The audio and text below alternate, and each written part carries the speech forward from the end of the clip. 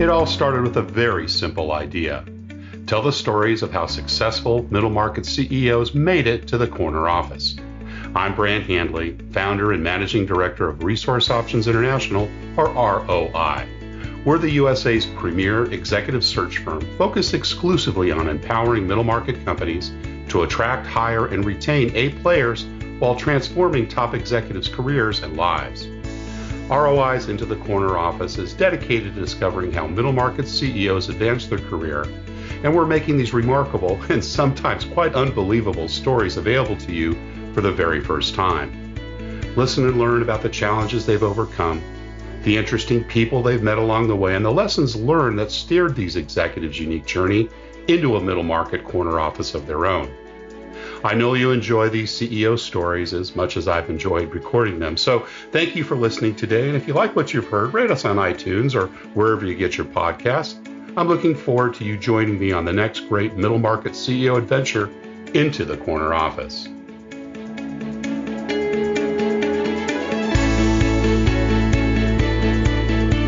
My CEO guest today is Ganesh Natarajan. Ganesh co-founded Mindcrest in 2001 with the belief that innovation and technology would transform the legal services industry. Since then, he has fostered the growth of Mindcrest from its inception to the industry leader it is now, serving Fortune 500 corporations and major law firms. Ganesh holds an MBA from Brigham Young University, a JD from Washington University in St. Louis, an undergraduate degree from the University of Bombay, and a graduate degree in management from the Symbiosis Institute of Business Management in Pune, India. Ganesh Natarajan, welcome into the corner office. Thank you, Brant. I appreciate you having me on this podcast. It's great to have you here. I know we've been trying to get together for a while, and it's been really exciting welcoming you in. I just think you have such a unique business, and we'll look forward to hearing more about that. But let's start a little bit with your early years. I know that you were born in India. Tell us a little bit about growing up there and what your early family life was like.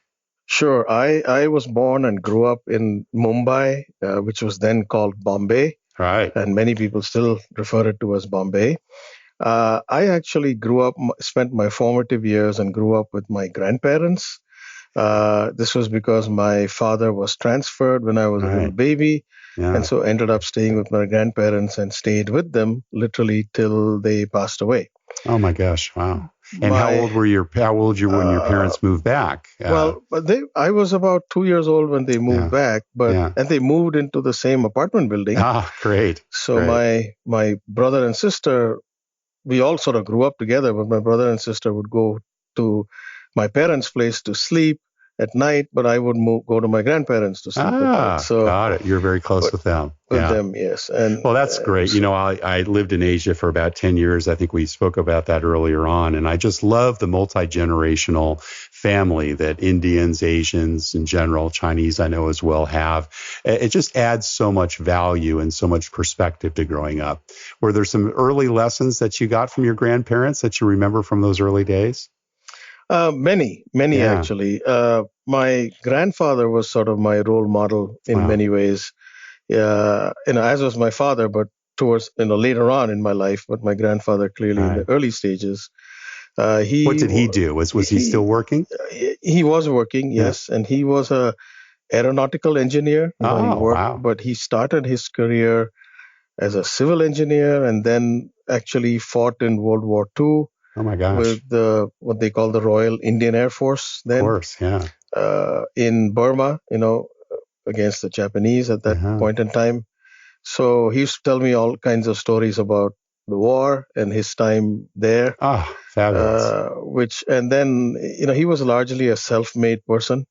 So maybe that's the biggest lesson that stuck with me. Right. He came from a very, very poor family and through sheer hard work and perseverance made it to where he got to. So that's a good lesson for all of us. And your grandmother, did she have much of an influence at all or any lessons from there? Yes, very much, because she was sort of the heart of the family. She was the kindest person I've known, most generous person. And the thing I learned from her was almost every month she would have an event at home where anybody who was hungry, anybody who needed food, literally anybody, could come, and she would always have food for them. So people off the street, Fantastic. whoever Wow, very in generous. India would come. Yes. So not that we had too much, but she was always very, very kind person. So Yeah. that's a brothers and sisters. lesson. Were they much involved in your upbringing, given that you Yes. slept in separate apartments? Yeah, we did. But my brother is, I guess, 5 years younger than me, and my sister is another 5 years younger. So it's interesting that we have actually gotten very close now, as we've gotten older. Yeah. They also live in Chicago, as do I. So we meet almost every week, and they live in our neighborhood. So, we meet very close, very often. But growing up, I always tell my sister that with the 10 years gap between us, I didn't do too much with her in the sense of hanging out with her, because, by the time I was in college, she was still a little kid in school. But now, of course, that's diminished. It's dissipated, actually. Right. That's awesome. It's not cool. much. Great. And what about school? Gosh, I know, as we mentioned in your bio, you've got your MBA from Brigham Young. You're obviously JD. You've got your studies in India. I assume you're a good student in school. Yeah, I was never the tops in my class, but I was. My grandfather's thing was, as long as I'm in the top 10, ranks, I'm okay. Right. So I made sure that I was 8, 9, or 10, somewhere there. So you balanced out with some other activities, it sounds like, right? Yeah, what were some of those other interests growing up? Well, we know how popular cricket is in India. Yes. I actually went to a Catholic school, although I'm not Catholic, I went to a Catholic school right from kindergarten to 12th grade. With all boys. It was an all boys Catholic school. Was it Jesuit in that sense? It was not Jesuit. No, It was a diocesan school. Diocesan kind of school. Yeah. Mm-hmm. Or in India, they call it with a sort of ironical name called a secular school. School, yeah. It wasn't, but it was part of the general diocese of Bombay. So Mumbai. Cool. But so obviously sports with an all boys school, was extremely important. Big part of it. To all of us, big part of that. And so I actually played a little bit of cricket, but I played mostly a lot of tennis. Oh, good. And field hockey as well, because in India, and soccer, in India, as in many other rest of the world, field hockey is a men's sport also. Right. But in the U.S., only, women tend to play field hockey. Yeah. So, but were there other influencers in your life? Folks like, coaches or teachers that you looked up to or inspired you along the way? Yes, absolutely. In fact, it's interesting you asked me this question, because tomorrow I'm meeting a friend of mine whom I have not seen since 1976, since I left school. Oh my gosh, you're kidding. I have not seen him. Wow. And he lives in Portland, Oregon, actually, interestingly. So he's coming to Chicago and we're meeting tomorrow. But the reason I'm saying this is his mother was a teacher in our school. And I still remember her very fondly, because when I was in 5th grade, she seemingly pulled me out of nowhere and made me speak sort of a poem in front of the whole school, sort of an elocution, which has really set me on to a life of public speaking and then on acting and performing things like that. So I owe a great debt to her, and I tell my friend all the time. She's long gone now, right? But I remember her very fondly because I wouldn't otherwise have volunteered myself, but I guess she saw something in me and pulled me out and said, "Here, this is what you should do." So what was her name?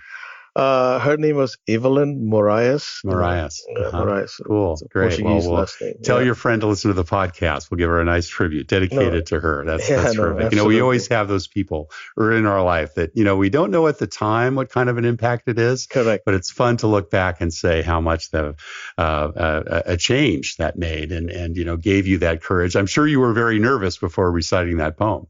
No, absolutely. I've never done it before. But then I through school and college, I did a lot of debating and speaking, and it became easier and easier. But this was the start, Sure. Well, it got you into the law degree or the law profession, et cetera. Absolutely. Was there debate competitions? Did you do that as well in high school and college? Yeah. A lot in school and college, quite a bit. Almost. It gives every you great week. Analytical skills too, doesn't it? Yes, today. and it allows you the opportunity of sort of thinking on your feet. Right. And Right. I honestly tell a lot of people I meet now that maybe that training was eventually more valuable to me than anything else. Mm.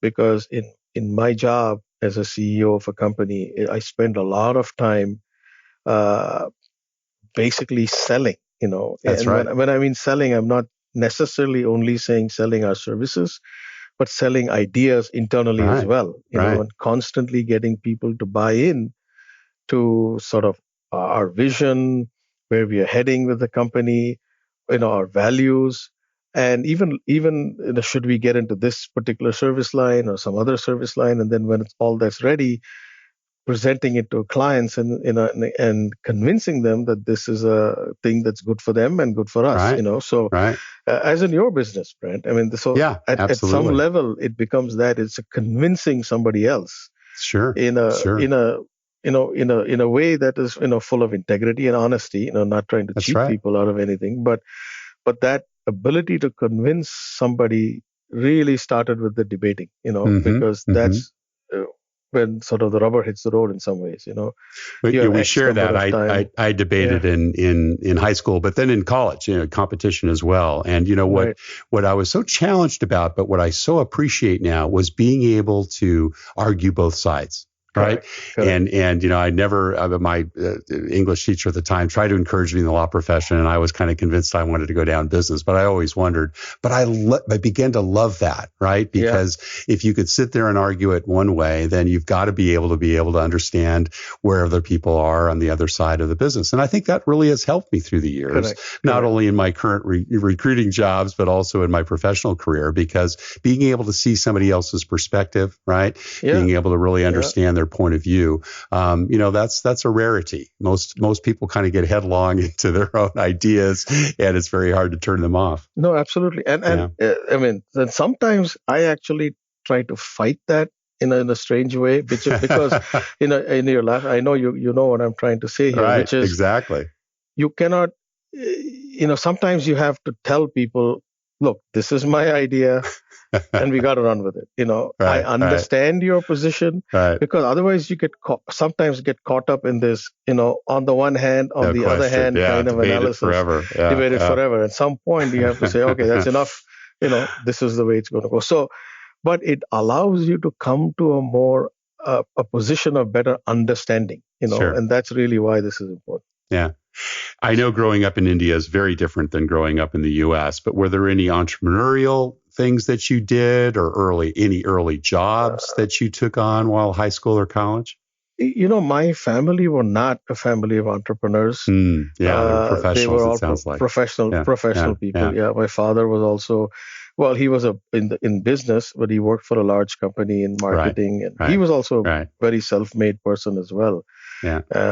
He was quieter than my grandfather. He never Mm-hmm, mm-hmm. told much stories when we were growing up, but he's still alive and with us right now. And so I get the benefit of, he's 90 years old, Oh, but I that's get the lovely. benefit Yeah, of his wisdom every day. So I'm yeah. really thankful for that. Fantastic. But So how did you make decisions around what college to go to? Because, I know that you did your undergraduate and I guess some in India, finishing degree as well in that's India. right. Right, That's right. right. So you studied business from what I gather. Yes, Yeah. yes. And, in India, even today, you have to make those choices as soon as you finish high school, Wow. Yeah. whether you're going into engineering or medicine or the sciences, which sort of all go lockstep because they're all based on sciences, or STEM as we call it today, Right. right here. Right.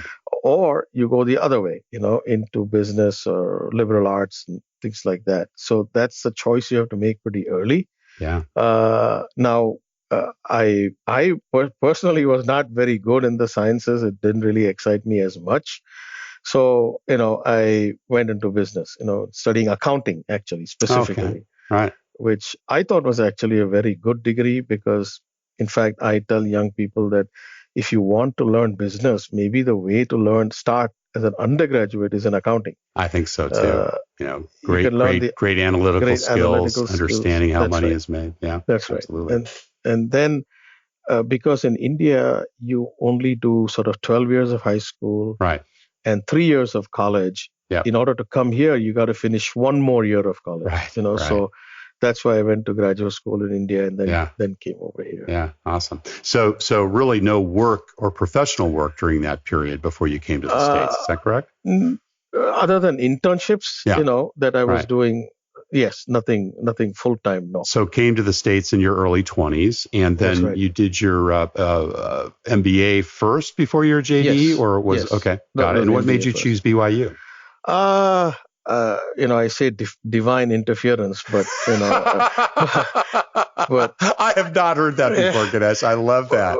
I'm going to use that, divine interference. But I'm sure there is some of that in everything we do. Sure, honestly, absolutely. I would never have guessed where I am today. If you were to ask me as a little boy in Bombay, I would never have guessed this. So there is some element of that. But I actually, the whole host of reasons, the underlying reasons were I wanted to live not in a big city. I wanted to sort of live in a more, I won't say rural, but in a smaller city, in a more place that's closer to nature, so to speak. Yeah, because growing up in Mumbai, this is a huge city. I never really appreciated any of that. Right. So that was one reason. The other reason was I got a good scholarship. So that was the primary reason, actually. Academic or for debate or academic? No, academic. Awesome. Academic scholarship. And then I actually got into a double degree, with the MBA and Masters in International Relations. Nice.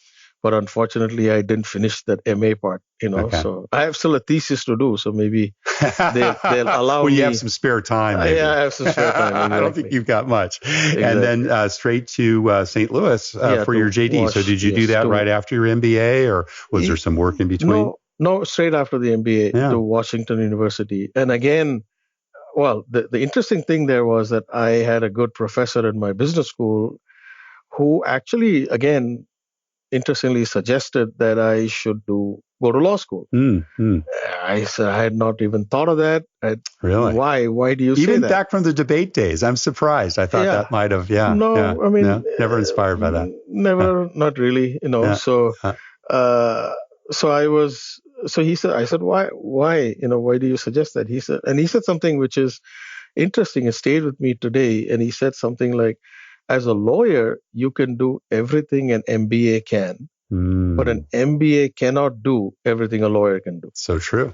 So absolutely. I said, good that advice. Makes sense to me. Yeah, create more options. And why not extend my, scholastic career? And so I got a good scholarship. So that fantastic. Underlined going to Washington University. So you pursued a legal career. I think you went right to was it Gardner, Carton and Douglas? That was your first? Yes, excellent. That was my first. So kind of came in as an assaussate and went down that path. How long did you stay purely in the legal field? I was at Gardner Carton for 7 years, Wow. 8 years, I think. So I was a partner by then, really a lot of my practice was international transactions. Of course, Asia focus as well. Asia focus, that's right. And within Asia, obviously a big focus on India. Because by then, by 1991, India had opened up its economy. Right. So that afforded a lot of, opportunities there. So, and then I left and joined another firm called McGuireWoods in Chicago. Yep. Interestingly, Gardner Carton is now Drinker Biddle Reath from Philadelphia. So they acquired the firm. Purchased. Yeah, there's a lot of consolidation in that industry. So then I was at McGuireWoods again doing a lot of India-related work. Before starting. Did you have management responsibilities? I know it's a little different, the career path at law firms than other businesses. No, I was sort of responsible for the Asia-India practice. Right, But it's not similar to what, I do today in terms of course, people management. Obviously, selling was important. Getting clients was important, but it's a little different. So Mindcrest is the company that you founded, and as we said in the intro, you really have one of the first firms, certainly one of the leading firms that's really kind of pulled together, the technology and innovation for the legal services industry. What was the motivation behind Mindcrest, and how did you kind of decide to take that entrepreneurial step? So I met one of my co-founders at McGuireWoods. Okay. His name is George Heffernan. So another lawyer. Another lawyer. Okay. And then and then I already knew the person who heads our Indian office in the Indian operations called Rohan Dalal. I knew him from before. He's from Mumbai also. And so we started, a lot of my practice related to India around the year 2000 became helping Indian software companies get operations in the U.S. And or joint ventures in the U.S. or provide service in the U.S. Especially around that Y2K problem. Of course, we all remember that. All remember that, yeah. Much ado about nothing for the most part. I don't know what really Somebody made a lot of money on that, though. Yeah. Well, some of these tech companies made a lot of money. They sure because, did. But so while we were watching that developing, it was abundantly clear that many of our clients were always questioning the fees of our law firms and the fees. And I was always, every month, I would have conversations with clients saying, why are you charging me this? And I had to explain this, justifying it. So the thought came into us, which is driven by one fundamental thought, which is there's many things that lawyers do that need not be done by lawyers. It's an accident of history that lawyers have started doing all these things, but is it really something where you need a high-priced lawyer to do? Maybe not. So that was running behind our heads. And when this whole Y2K thing happened, and we saw a lot of Indian tech companies use tech resources in India to serve this Y2K market, we thought, is there a way to leverage Indian lawyers to serve the U.S. market? Right. So we started with legal research. Pure legal research, 50-state research, multi-country research, the basic first level of research. Somebody wants to know, tell me the state of the law regarding non-competes in California. So we pull out the cases. This is what the cases say. Summarize them and present it, and then the client can take it from there. So that's something we did, and then we ran this idea with a couple of corporate clients. And they were immediately, interested and said, I have work for you now, Wow. Can you do that for us? So we obviously realized that this was important. There was a market. And so that's really how we started, with literally 4 people, Wow. 3 founders and 1 more person, 2 in Mumbai and 2 in Chicago. And the MBA kicked in, right? MBA kicked in, right. And how many years ago was that, Ganesh? This was in 2001. 2001, so almost 20 years. And how big are you now? How many people, offices, relative revenue? 450 people, roughly. Fantastic. And offices in Chicago, New York, London, and in India. So fantastic. And what's is the majority employees in India, or is it pretty spread among all those locations? We have about 350 in India and 100. But our business model has changed considerably, from when we started then. Today, we do sort of 4 large areas of work, which is litigation support, contracts management, compliance, and legal analytics. Right. And today, the model is not so much the India, US, or England model, but it's almost hybrid models where we place the best teams. Sometimes the teams are in the US and India. Sometimes they're only in the US. Sometimes they're only in England. Sometimes they're at client locations wherever the client is. Sometimes it's wholly in India. So we mix and match depending on the specific need what the customer client has and what the expertise that is required to do that kind of work. Great model. And and where it can be done most cost effectively. So we put all those factors in figuring out where these teams should be. So it's changed quite a bit. Much more sophisticated now. What were some of the early management challenges you had, Ganesh? You had 2-3 different partners. You had to start hiring people in. Yes. Those are early days, can sometimes be, very difficult. I'm sure you probably had your years as well that were growing pains. Tell us a little bit about maybe some of the more challenging ones that you had early on. I always say that the 2 biggest challenges are getting revenue in the door. Of course. It's always the huge challenge, right? How do you sell and where do you get revenue from? The second is, how do you manage your people? Those are the 2 key things for us. And in our business, people matter a lot. It's very important. Although we use a lot of technology in everything we do, it's fundamentally the people who make the difference. That's right. And so the people piece is extremely important for us.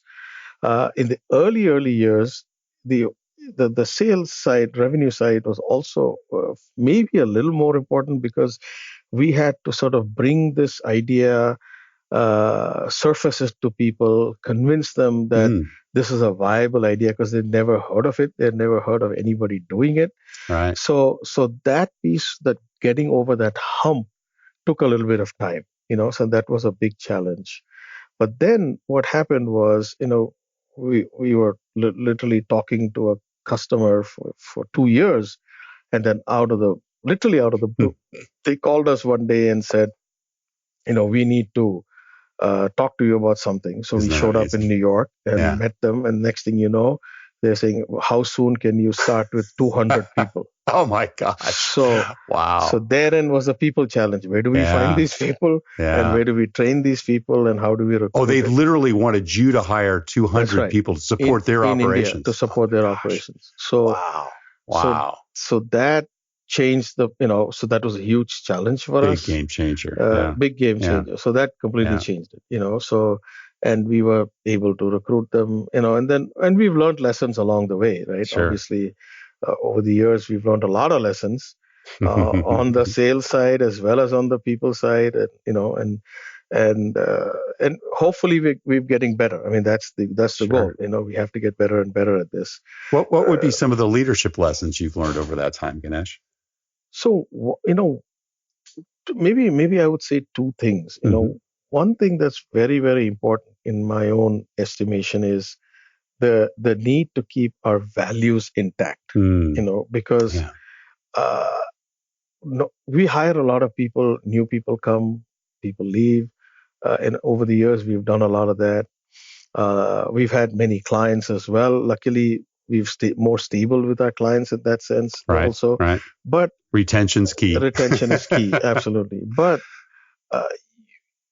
for example, one of the things we said very, very early on was one of the values we focus on is client service, which is very important. We felt that no matter what, we have to deliver work of extremely high quality and provide exceptional service to our clients. So, and maybe that's because we came out of law firms. No matter what the law firms charge, I mean, they may charge a lot of money, but they do provide excellent client service, by and large. So that was a core value, because from that, you have to get the right kind of people who will agree to that value. Then you have to train them to that, right? So that was one. Right. The other thing we felt was extremely important was that while we are doing all of this, we have to have a core integrity to what we do. And in my mind, integrity means treating each other with respect. Because I've been in situations where people have yelled at me, seniors, none of that stuff, that cannot happen. And does it happen? Yes, it does, but we have very little tolerance for that kind of stuff, and it should not happen. So we must treat each other with respect, and we must be honest to our clients, because we have in many times actually turned away work because we have said, this doesn't really fit what we do. And our clients are very, very appreciative, and they'll always say, I'd better know that now than later. And we felt that was important, that's very important. So that integrity that's to me, personal integrity, right? Each one of us should be able to sleep well at night, and say, well, and staying true to the culture and the ethics that you're, creating. So tell us a little bit about that. How would you describe the Mindcrest company culture? What's unusual or unique about it in the industry? We place a lot of emphasis on our people. One of the things that we have done through the years, and this is going back to your earlier question of the challenge, right? A very fundamental challenge for us has been how do you take the professionalism of a law firm and sort of merge that or meld it with the metrics, the analytics, the technology that a large, say, tech organization or a BPO organization might run. Right? How do you take what Accenture has and merge that with how a big law firm? Name your law firm. How do you bring those two things together? So you need a strong subject matter orientation that comes from law firms. You also need a very strong process orientation, Sure. technology orientation that comes from the other side. And you got to put that together, which means that you have to get the right kind of people. And some people are inherently more focused or have a greater talent towards the process and technology side of the coin. Right. Some people have, more focus on the subject matter side. And there are lucky few who can do both well, and that's not many. There's not many. Yeah. So we felt that in order to be successful, then we really have to invest in training our people. So if there's one unique thing that stands us out, and it's a value, it's a cultural issue for us to train our people, we set up something called the Mindcrest University, which is in some ways a full-fledged university, starting with very basic training, all the way to management training, leadership training, public speaking training for people, all kinds of things we do. And honestly, it's a double-edged sword because in our industry, people know that when our guys go through our training program, they are good and they can be coached. They go push them out. But we have to do it. That's part of our culture, and we've got to do it. So is most of your hiring entry level then, and then promote from within? Yes, but not all. Right. I mean, we do hire a lot of people especially in the U.S. and the UK. We need people with expertise, with greater experience. So we hire people with experience. And in India, we also have hired people with experience, but the larger group comes as entry-level people. Right. That's kind of.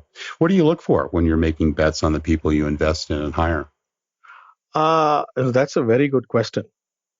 And, obviously it's a question actually we talk about a lot. I can imagine, yeah. There is, because as times change, the kinds of things that people want changes too. Even our younger people today, literally 10 years ago, if you talk to an entry-level person and you talk to an entry-level person today, what they want from their jobs and their career is very different, actually. And you can see that in the U.S. as well, honestly. So they want different things. And so we have to be up to speed on that. So personally, what I look at most importantly is someone's ability to embrace change.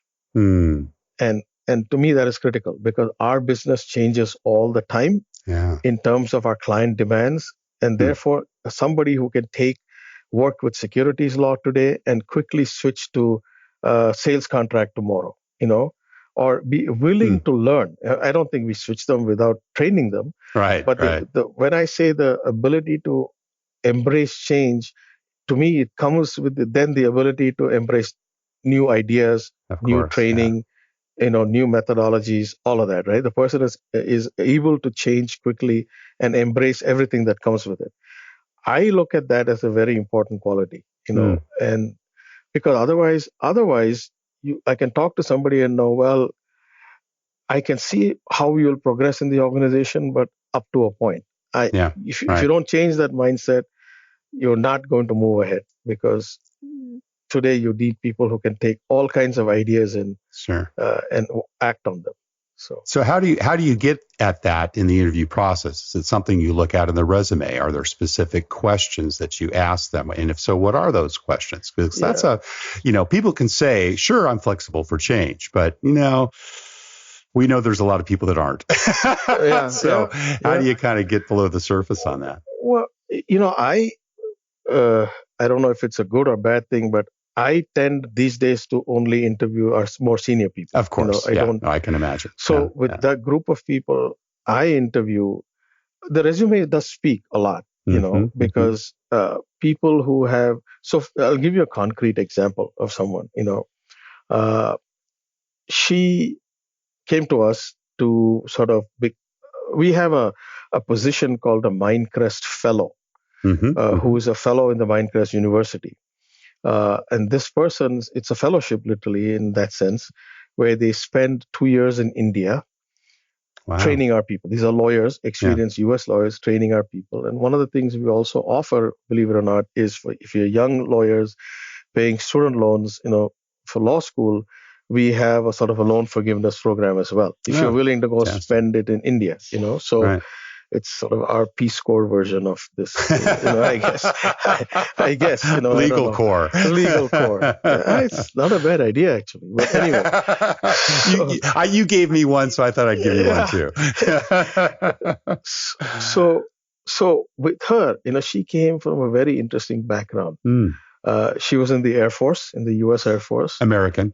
American Air Force, American. And she served in Iraq, right. Maybe in Afghanistan, but I'm surely in Iraq. So then she's lived in the Deep South. She lived all over the country because of the Air Force. She could move around. But she lived in the Deep South, but ended up in Phoenix when she sort of got out of the services and went to law school there, and studied and sort of became a lawyer, worked for a firm, etc. And that her resume spoke for itself in some ways, right? Because she's moved around. Although I was a little concerned whether she has a mindset that comes from the military, which, but in her case, set in her ways, it wasn't like that, because she, when you sort of went under the surface and you talked about her experiences, I could tell it was sort of a nice variety of things that she has done and experienced, and felt that especially in India, where the ability to adapt towards something new, different, change is even more pronounced for an American to go there, felt that was a good person to send. And now she's been there 4 years now. Super. And doesn't want to come back. She loves it there. So, really? Oh, that's great. So that's great. Wow. You never know. You never know. And then a lot of this comes through conversation. Right. And it's somewhat like the questions you just asked me, actually, believe it or not. It's same questions, I can tell from the resume whether they have the skills to do the work. Right. But where I tend to probe are these kinds of questions. What experiences have you had? What are some seminal things you've done in your life? And they need not be anything associated with the law or work or anything like that. Things that have changed you in some shape or form. It could be any experience. Like the importance of their grandparents in their life. Importance of grandparents, exactly. Well, Ganesh, I interview people for a living, so I do have an unfair advantage. But I do know that after our conversation today, it would be an honor to work with you as well, because it sounds like you're building a terrific culture in a company and truly a leader in your field. We are just about out of time, but I do have one last question. We always ask the CEOs, and just share with us what career and life advice would you give to someone who maybe is a decade or two behind you in their career, or perhaps was looking something at entrepreneurial work, 10, 15 years in an industry, and wants to maybe go out and do what you did and meet an unmet need? What kind of counsel would you give someone like that? That's an interesting question. I would say, first of all, be open to ideas, right? You never know where the next idea will come from. That's right. And so and which is sort of the theme of what we've been talking about, Brent, which is be open to change, open to ideas, take chances. When we started Mindcrest, I was working from the basement, actually from the basement of my house. So was my colleague. Without any windows, I'm sure. No windows. We had lawn chairs, and rickety computer. So take a chance. And this is from giving up a partnership in a law firm, which was not that difficult. It was difficult. Serious career. Yeah. So I would say be open to ideas, take a chance, and don't plan too much. Life is a way of moving along, and as long as you're able to go with the flow, keep your thought, body, and heart and mind open, and take chances. And maybe the last thing is work hard.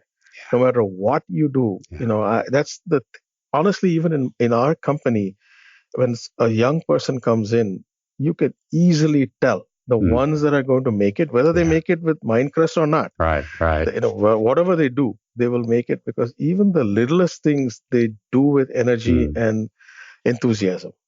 So don't forget that. In the ideas of growing a company and becoming an entrepreneur and saving the world, one should not forget that day in and day out jobs have to be done well. That's right. To the best of your ability. Fantastic. Well, sage wisdom. Ganesh Natarajan, thank you so much, co-founder and CEO of Mindcrest. Really very, very much grateful for you sharing your journey into the corner office. Thank you. Thank you, Brent. Thank you. I enjoyed it very much. Thank you for listening to Into the Corner Office with Brant Hanley. We hope you enjoyed hearing our guest CEO story as much as we did. If you want to hear more CEOs reveal their journey into the corner office, please subscribe via iTunes and tell your friends and colleagues. For more information about Brant, Resource Options International, and the mighty middle market, visit www.goforroi.com. We look forward to having you join us for our next episode.